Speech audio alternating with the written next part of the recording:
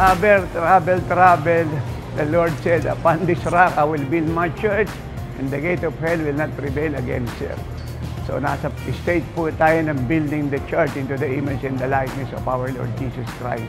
And it's made possible because of your corporate obedience. Jesus is our Hill Worldwide Ministry.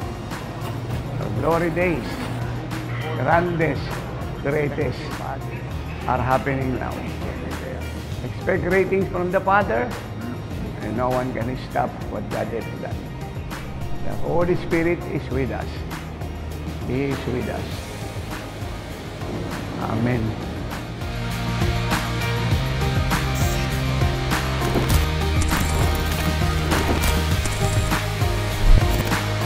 Welcome to Singapore, our one and only beloved Tatay, Apostle Renato G. Carillo. We are so much excited and ready to experience the overflowing and unlimited glory of God through your life. Share.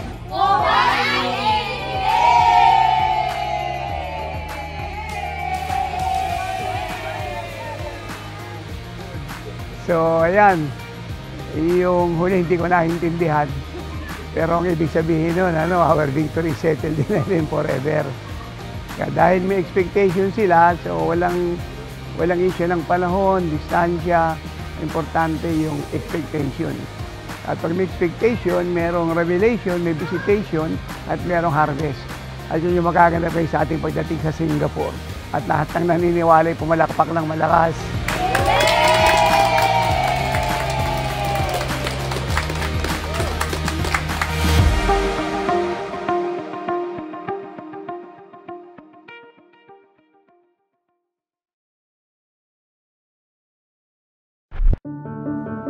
This is the day that the Lord has made. Ito po yung araw ng Singapore chapter. So nag-expect po kami ng napakadakilang bagay na gagawin ng Diyos sa bansang ito. So sa preparation pa lamang po ay sobra po yung pagsama ng Lord sa aming buhay, sa mga provision, sa mga strength na yan. Kaya po ngayong araw pong ito ay sigurado po na bubuhos yung glory ng Lord. Yung biyaya bubuhos sa lahat ng kongregasyon ng Singapore chapter, pababa sa aming mga pamilya, sa lahat-lahat ng bagay sa aming buhay. Kaya ako naparito para matanggap po ang tunay na himala na nagagaling sa ating Panginoon. And I hope po na mabless po ako this day. Yung mas greater pa po na mangyayari kaysa po sa nakaraan.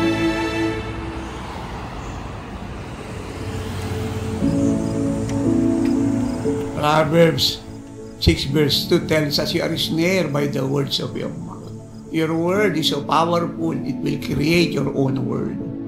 We are encouraged again and again by the word of God from the Old and New Testament that we must speak the word. Not our problem, not what the devil is doing, not what people are saying, but the word of God. Because no word that comes from God is void of power. This book is so powerful. It creates something that don't exist. What is the nature of the Word of God? It is living, it is enduring, it is abiding. The moment the Word of God enter your spirit, everything in you begin to live because life came. Everything that is dead will be made alive. Ang turo talaga ng tatay talagang tumatagos talaga sa puso ko. I like the service because I really felt the God's presence. And this is my first time to meet the Apostle Renato Carillo. He's very genuine. As he preached, I can feel the love of Christ. I'm blessed by the message he has shared. Super practical and then straight to the point, walang filter, and straight from the heart. Pure Word of God. Yun yung hinahanap din namin. Ang pinakamatalinong desisyong dapat gampanan ng tao sa buong mundo ngayon ay isa lang. Tanggapin mo si Kristo sa buhay. God loves you with an everlasting love. And He's drawn you with His loving kindness. Mag-response tayo sa Panginoon ng pag-ibig din sa Kanya. At yung pag-ibig na yan, na mula sa Kanya, ihatid natin sa mga nangangailangan. Mapalad po kami dahil nga po nagre-remind po siya ng paano po ingatan po yung kaligtasan ng aming mga kaluluwa. Na magseryoso po tayo sa mga salita ng Diyos na hindi po dapat mawalay ang salita ng Lord sa ating buhay upang yung protection po ng Lord sa atin ay hindi din po mawalay. Kaya tunay nga po na biyaya at pagpapala po ang lingkod ng Diyos sa bansang Singapore. Now say this, Lord Jesus, puspusin mo ako ng Diyos, Espiritu Santo. Gawin mo ako makapangyarihan para maingatan ko ang kabanalan mo, ang kalinisan mo, at pagiging matuwid mo. Come Holy Spirit, fill me, worship Him and receive the Holy Ghost. Sa elyuhan ng Diyos Espiritu Santo ang inyong kaligtasan. Balutan niya ang kaluluwa niyo ng kanyang presensya. Receive the Holy Ghost. Yeah, I felt the presence of the Lord and it's pure. Like the wind of the Spirit, pero it's cold. It's very strong. Yeah, even my hand is like trembling. I felt that it's really God's presence with Him. Talagang nangangatog po ang aking katawan. Ang gaan-gaan po ng pakiramdam po. Mararamdaman nyo po talaga, nasa paligid nyo lang po si God. Panibagong experience na naman siya, panibagong glory na naman yung naranasan po natin. Hindi po natin siya kayang i-measure. Damang-dama po namin yung kaluwalhatian ng Lord, yung pagmamahal ng Lord sa amin na May ginagawa yung Lord, extraordinary po siya. Sobra-sobra yung kaluwalhatian ng Panginoon na naranasan ko talaga. Masayang-masaya yung puso ko na nadadagdagan yung paniniwala at pananampalataya ko sa Kanya. Grabe po yung pagdalaw po. Mula po sa buhay ko, yung karanasan po ay hindi ko po siya ma-explain. Sa pribileyo na ma-pray over ni tatay kanina, sobra pong malaking impact sa akin. Grabe po ang presensya niya. Hindi po nakayanan ng ko, kaya natumba ako kanina. Sobrang iyak. Parang gripo na hindi na napipigilan yung luha ba. I break every bondage, satanic activities, genetic type generation curse. I break it and I command everybody, come out! Leave! Lahat ng obstacle barrier sa buhay nila at harang for them not to move forward and receive the Holy Ghost. Be broken! Broken! In Jesus' name, and never to return. Laging mabigat yung katawan ko, ang dami kong nararamdaman sa katawan. Ang gaan-gaan ng pakiramdam ko na ngayon. Nakalutang ako na hindi ko ma-explain yung nararamdaman ko kasi dati-dati hindi ako makahinga. Tapos ngayon feel ko na ang gaan ng pakiramdam ko. Tapos yung masakit po sa likod ko, nawala na po. Yung dito ko, matagal ko na yung naramdaman, frozen shoulder. Ngayon okay na po siya, tataas ko na siya, nagaganyan ko na siya. Okay na po. Tsaka yung paa ko, hindi na po masakit. Nung papunta ko dito, talagang mabigat ang katawan ko. Naramdaman ko yung presence ni God. Ngayon po ay okay na ako. Magaling na talaga ako, as in, ang saya-saya. Praise God po.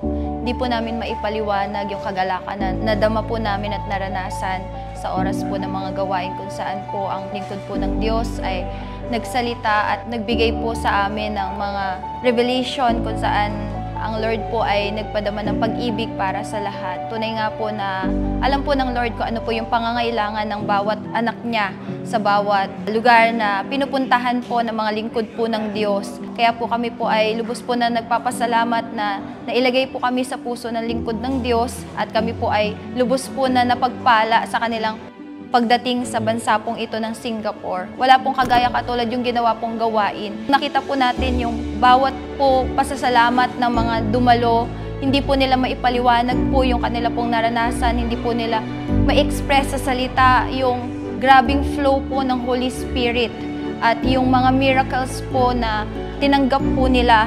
Wala pong salita na maaari po silang masabi. Tunay nga po na bawat move po ng Diyos ay nagdadala po sa kanila pong tunay na kaligtasan, kalayaan at kasaganaan sa lahat ng area ng kanila po mga buhay. Kami po ay lubos po na nagpapasalamat sa buhay po ng lahat ng hindi lang po nagbigay, kundi nagsakripisyo po at patuloy po na nagsasakripisyo. Buhay po ang pagsasakripisyo pagdating po sa mission travel ng mga lingkod po ng Diyos. So, purihin ang Diyos sa kanyang katapatan. Puno kami ng kagalakan sa ating napakatagumpay na ika-11 taong anibersaryo ng Jesus Shield Worldwide Ministry Singapore Chapter. Singapore Chapter, so keep the good work. Maiksing panahon na lang naiwan sa atin sa mundong ito. The Lord is coming. Sa gitna ng ating kagalakan sa Espiritu Santo ay hindi nawawala sa ating puso't isip na bababa ang Lord. Hindi lang ang Singapore Chapter, kundi ang buong ministry. At huwag natin kakalimutan ang 2025-2028 timetable. Even though alam ko na maraming sakripisyong ginagawa ang lahat. Pero hawakan natin ang pangako ng Ama. Totoong salita niya. Those who sow in tears shall reap in joy. The greater the sacrifices, the greater the sowing, the greater the reaping. The greater the sacrifices, the greater the harvest. At pinanood ko kahapon yung turo ni Nanay. Grabe yung revelation, grabe yung kagalakan, grabe yung confirmation sa heart ko, at grabe yung ating pasasalamat. Sabi ni Nanay sa kanyang testimony, at masarap pakinggan ng napakaraming ulit na dinalaw siya ng Lord. Ang sabi niya lang sa akin kanina pa, ibang-iba yung nangyari noong Sabado. At ang sabi niya ay sinagot ng Diyos yung lahat ng ating mga sakripisyo, yung ating mga panalangin pag-aayuno. And it was tremendously confirmed yesterday. Nung pinag-pray niya lahat ng request ng ating mga anak, here in abroad, at siya umiyak. Grabe yung iyak. Holy Spirit yun pray. I attest to the truth and to the fact that it is Spirit-led prayer. Nakita niya bumukas ang langit at akit manawag ang anghel. Dala-dala yung ating mga answers prayer. Dala-dala. Na maganda kayo. O anumang sakripisyo, anumang dinadaanan natin, habang tayo ginagawa ng Panginoon kagaya niya, matuwa tayo lahat. Huwag tayo magkamaling malungkot. Totoong salita ng Ama. Lahat ng pinorte-days natin, 1 day, 2 day, alam ang klaseng prayer yan, fasting, sakripisyo, lahat ay sinagot ng Ama. Hariin natin ang lahat ng ating pagpapagal sakripisyo ay malaking karangalan. At ang kapalit na gantimpala ay sobra-sobra sa ating dapat asahan. Let us be inspired to do more and to full blast the mandate. Tapos na ang kakulangan. Simula na ng pag-aapaw hanggang mauba ang Panginoong Jesucristo. The knock is over. Overflowing begins. We are in the season of acceleration. Blessed, glorious, living like Jesus. 11th anniversary. Jesus is our shield. Worldwide Ministry. Singapore Chapter.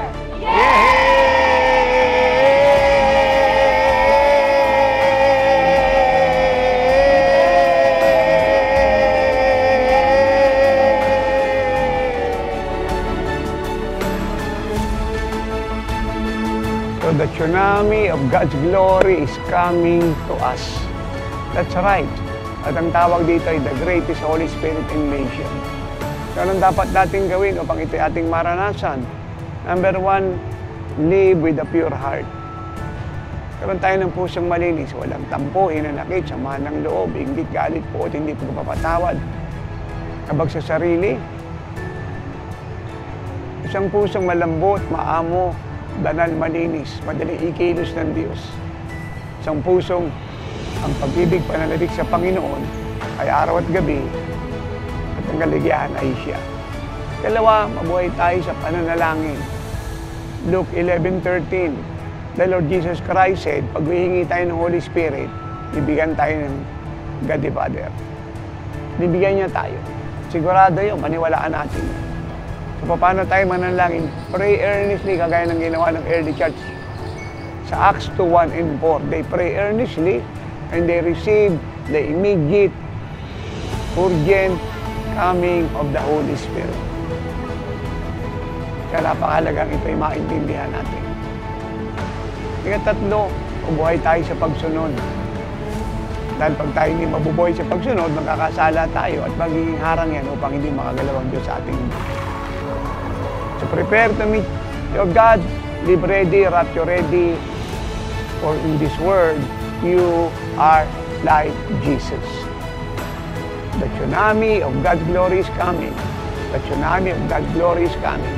The tsunami of God's glory is coming. And that is for us. Receive it today, tomorrow, in Jesus' name. Amen and amen.